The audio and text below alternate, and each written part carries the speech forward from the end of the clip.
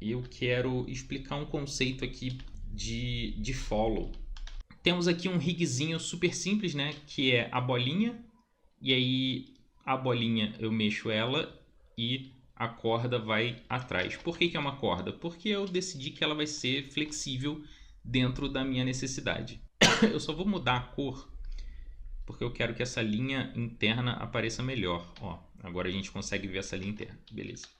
Esse aqui é um problema que acontecia muito antigamente, lá no início da porra toda, quando a gente tinha aquela situação assim, o cara apontando o dedo, o cara apontando o dedo aqui, sabe?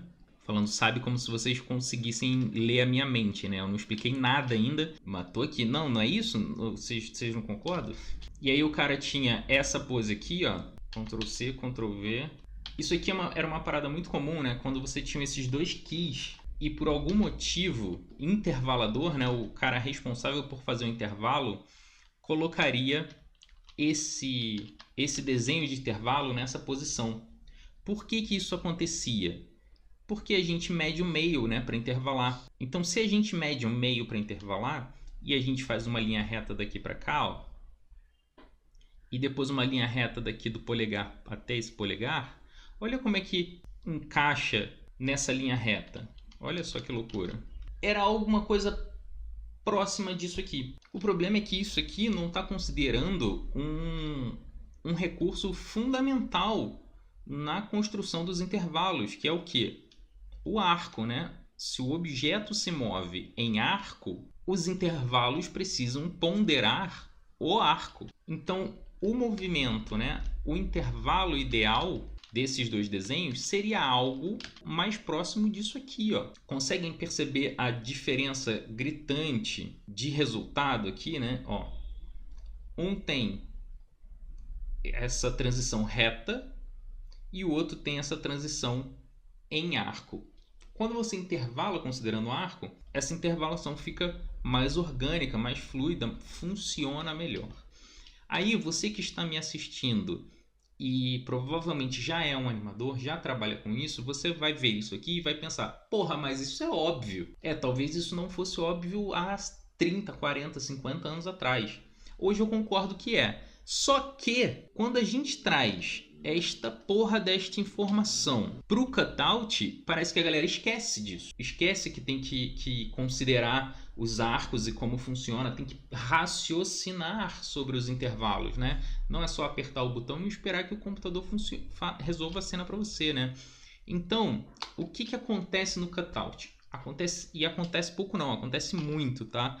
Eu vejo isso acontecer bastante em diversos projetos que eu já trabalhei, em diversas séries que eu já fiz supervisão, isso acontece bastante, que é o que? A gente tem a nossa posição inicial do objeto, a nossa posição final. Aí, o que acontece? A gente sabe que, como isso aqui é um objeto flexível, isso aqui tem um follow. A pessoa vai fazer o follow, vai marcar lá. Ah, o follow tem um overshoot. Legal, bacana, vamos fazer o overshoot. E aí ele termina na pose finalzinha.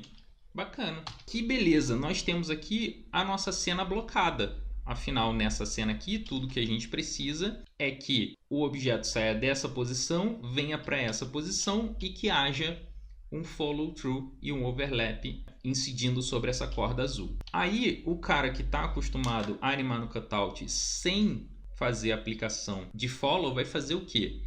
Ele vai preparar isso aqui, ó, né? E aí vai manter isso aqui reto. E aí, olha só que loucura. Ele vai intervalar. O problema disso é que isso aqui não está considerando o peso da corda. Ele não está considerando a ideia de que essa energia do movimento da bola, ela não passa integralmente para o objeto que vai fazer o follow. Ela passa segmentadamente, ela vai passar essa energia do movimento para cá, mais à frente do tempo ela vai passar essa energia para cá, mais à frente ela vai passar essa energia para cá e assim por diante. Então, no meu primeiro intervalo, eu posso descobrir aqui, ó, a minha corda, eu cancelo a minha interpolação automática. Se a minha cena é quebrada, né? Não é com twin, né? Não é com essa interpolação automática, é com os frames quebradinhos assim, ó. A gente faz essa quebra e só então a gente vai lá animar o nosso follow como? No direto ou no diretão, que eu prefiro chamar, que é o straight ahead. Eu acho que é assim que se escreve. O que significa isso? A gente não vai pensar na primeira e na última posição do movimento. A gente vai pensar a cada frame, porque isso aqui é um movimento que ele é dependente do maior no contato, no lugar onde ele se conecta com o objeto, mas ele é livre e independente, quer dizer, ele não é livre e independente, ele segue as regras da física, mas ele não segue esse objeto aqui diretamente, ele segue o fluxo. Então, olha só, no meu primeiro frame, eu vou, e aqui está parado, ó, no meu primeiro frame de movimento, eu tenho que distorcer isso aqui. Então, a energia foi segmentada para a parte do topo aqui, mas ainda não chegou lá na base. Então, eu vou trazer essa parte da base quase para o lugar onde ele já estava, porque ele demora mais que um frame para sair daquela posição. No frame seguinte, eu posso já manter ou diminuir esse atraso. Como a movimentação do meu objeto é constante, eu mantenho essa distorção constante. Se eu estivesse acelerando, eu estaria aumentando a intensidade dessa distorção. Se eu começar a desacelerar, eu vou diminuir a intensidade dessa distorção. E aí, olha só, esse desenho já talvez não faça mais sentido. A gente já desce ele mais para cá e aí a gente vai começar a pensar nos follows e overlaps. E aí, olha só, agora a gente começa a ter aquela sensação. Só o fato da gente fazer esse primeiro frame com a parte da conexão, a parte do contato com o objeto que tem a intenção do movimento, a gente faz isso ir junto e o resto evitar o movimento até onde não for mais possível esperar, ou seja, ó, ele se move para cá, mas aqui ó, ele segura até onde pode. No próximo ele já não consegue mais segurar. Então, o resto do movimento é possível. Esse é um dos primeiros erros, né? E outro erro que acontece muito é o seguinte.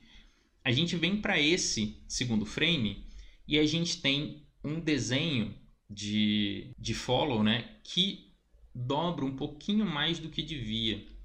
Por que está dobrando um pouquinho mais do que devia? Vamos lá, raciocina comigo. O objeto azul, ele não tem vontade própria. Ele não tem intenção de movimento. O objeto vermelho tem a intenção do movimento. Esse objeto vermelho é o que conduz a energia de movimentação para o outro objeto. Se esse objeto está se movendo, se deslocando exclusivamente para a direita da tela, esse objeto de baixo só pode se mover para a direita da tela. Ele não tem como se deslocar no sentido oposto. Ah, mas eu estou puxando esse objeto para cá.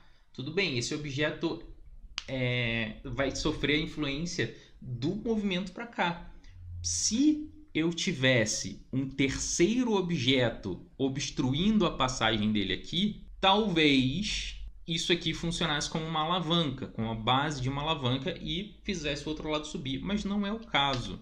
Então, é fisicamente improvável, para não dizer impossível dentro do campo da física, mas extremamente improvável que esse objeto aqui, essa extremidade do objeto, se desloque na direção oposta do movimento. Então, o mínimo que isso aqui tem que se mover é 0 e ficar na mesma orientação da posição anterior, tá?